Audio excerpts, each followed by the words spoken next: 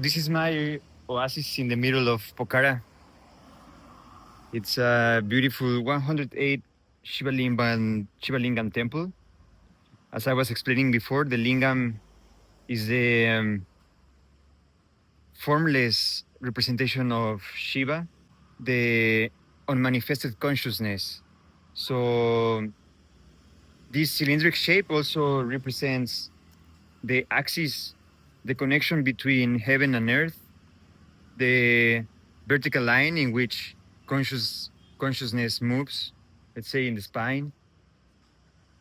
And then we have like these beautiful lingams here with, like the four faces, and yeah, this beautiful shrine alone in this beautiful lake surrounded with the trees.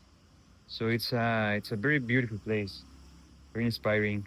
So here to do our chantings, and then let's see. One more detail that I just seen is the mirror here up. So when you are praising Shiva, it's also a reminder that Shiva is inside. That Shiva is the representation of consciousness, and consciousness is also in you, in us, in each one of every individual living in this planet, living in this universe. So it's a reminder that it's just one same source divided in different mirrors. It's easier to say it than to live it, than to actually embrace it in the normal day-to-day life. It's very easy to say, yeah, we're the same, we're just one, and then somebody is triggering you, somebody is upsetting that whatever reasons that you are getting upset, and that becomes the real proof that you have embraced these teachings, that everything is the one. Then you should be like, okay, no problem, like I don't get triggered, everything is perceived in my mind, and it's just a reflection of this same consciousness. So okay, let's do our chantings. So I will explain what I am about to do.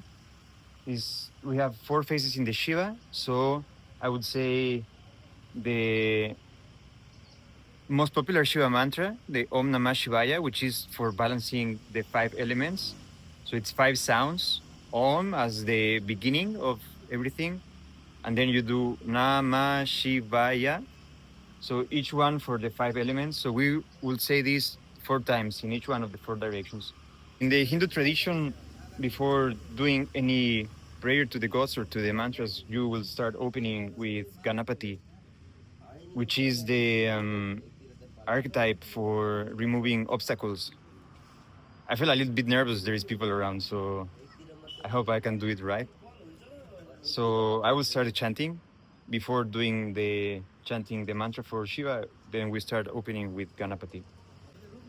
Om Gananam Tva Ganapati Huamahe Kavim Kavinam. Om Gananam Tva Ganapati Hum Huamahe Kavim Kavinam Upamashravastamam Jeshtarajam Brahmanam Brahmanaspata Anna Shrinvanu Divisita Satanam Om Shri Mahaganapataye Namaha. And then you can continue to the next mantra. So let's grab some shade and let's chant for Shiva. So the next mantra is also a very special mantra dedicated to Shiva. I'm using the mala beans for counting 108 times. I will just record a part and then I will keep chanting. Trayambakam jajamahe sukandam pushti varadanam urvarukamiva vandanami triormukshi amamritam.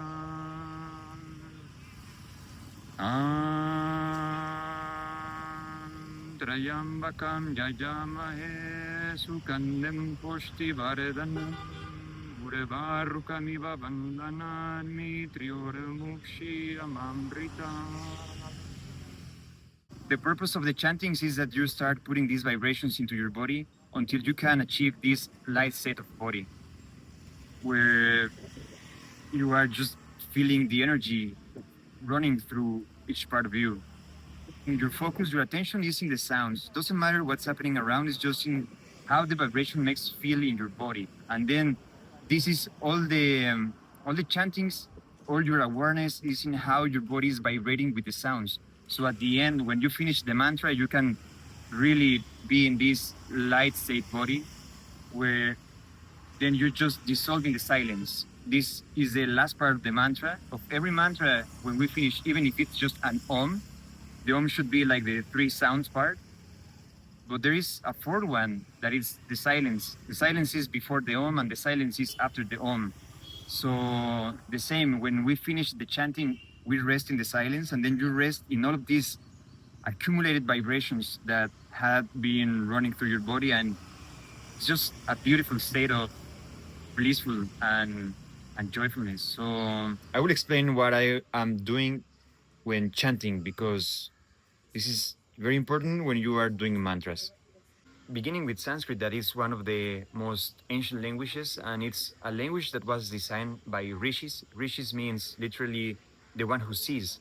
So this language is designed by the yogis, by people who are spending all their lives in silence, in solitude, in the mountains or wherever they are, just inside and listening, whatever vibrations or sounds they can perceive from the environment, from the atmosphere, from life itself. So Sanskrit was designed with these vibrations. And the main purpose of chanting or speaking in Sanskrit then should be focusing on the vibration and how the vibration is making me feel in my body. Each sound has different vibrations, and these vibrations will create different reactions in the body. So when you are chanting a mantra, you will start making your body to resonate the same as we can see now with the scientific tools. You know, there is like this microscope to see the I think it's called something like kinematics. I'm not sure about the name, but you can see the figures that are produced either by spoken words or by sounds, like by the om, for example. So you are chanting this, you are putting in certain vibrations in your body, and then when you finish the like the full mala, the full rosary, when you finish the 108 times of just vibrating, vibrating, vibrating, your body would be in a very tingling sensation, or it's a high possibility that your body is in a very tingling sensation. So when you're in this tingling, you just rest in the silence, because the silence is before and the silence is after. And this silence represents the Shiva consciousness, the emptiness that allows everything to be created, the emptiness that it's full of possibilities, full of life. So you rest in this after being vibrating. So Sanskrit is designed for chanting and vibrating while chanting. So the main idea is to take a very long inhalation. So you do the full yogi breath, or the three parts breathing, the Maha Pranayama in Sanskrit, which is the belly breath, the diaphragmatic, when you breathe in the stomach. Then you breathe in the torso, the middle part, and then the upper part of the lungs. And then you do one long enunciation, so you can do one long vibration. And then I don't know if this is in all the chantings, because I mean I was not instructed in this since I was a kid, like Brahmin kids. But at least in the ones that I have learned, like they are designed in order that you can take just one long inhalation. Trayambakam Jayamahe Sukandam Pushti Vardhanam Urvarukamiva Vandanan Mitriore Mukshi Amamrita.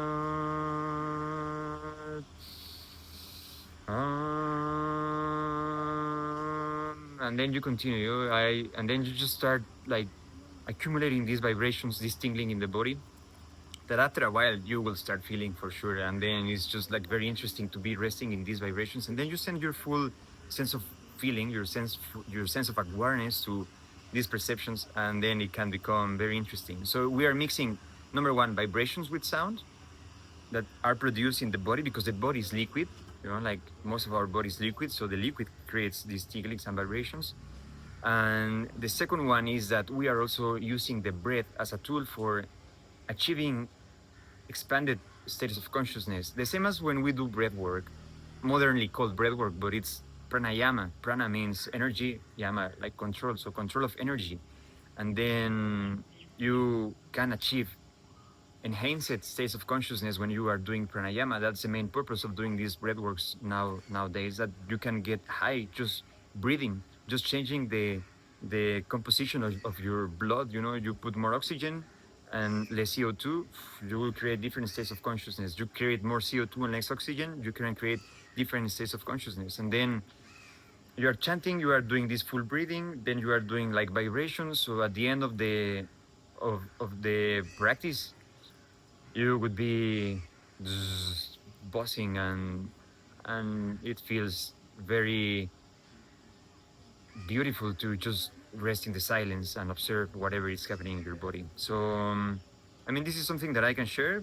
Maybe after you finish the 108, as I say, like you can finish with some ohms, like or you can go to some Gayatri, or you can do like Om Shanti Shanti, um, whatever, however you want to close the practice. So, and then the main again, you just go to the silence and then rest in the silence, rest in your full awareness, whatever it's being perceived in the body. So yeah, I don't know how it's in the Vedic chantings. I already mentioned it. I was not instructed in this, but I have been like watching people chanting and doing mantra like my mudras at the same time that they are chanting, oh, da, da, da, like doing mudras, and then you know, like they go and then they touch different parts, and it's so beautiful. I would love to learn more about this. I don't know. They say that when the student is ready, the teacher appears, and when the student is ready, the teacher leaves. So let's see what are the next steps here in that. I will meanwhile enjoy, be present, and yeah, that's what I can say for now. So Har Har Mahadev.